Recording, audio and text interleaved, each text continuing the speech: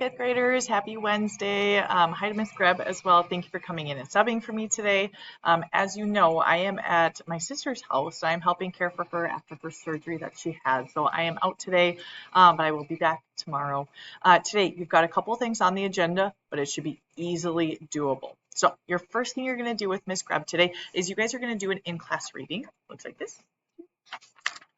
Just the front and back. This is a classroom set, so please make sure that you don't write on it, don't draw on it, and just hand it back in to Ms. Greb once you are done with the reading. I want you to take your time. And what I really want you to do with this reading is I want you to look for examples.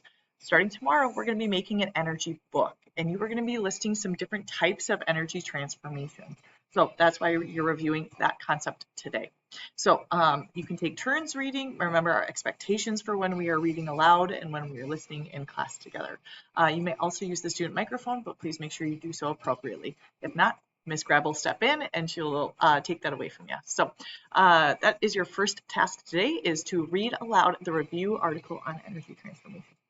After that, you are then going to grab your assigned Chromebook.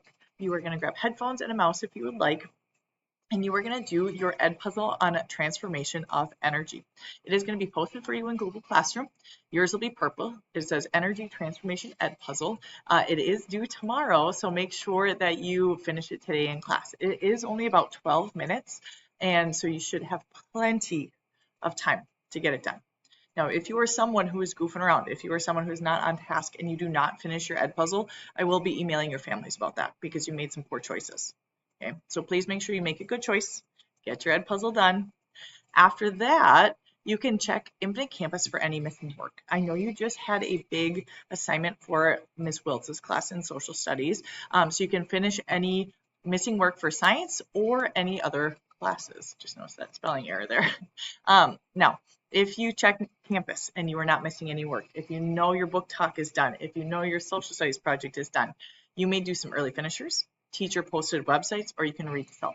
Notice no Chromebook games. Okay, so please make sure those are teacher posted websites.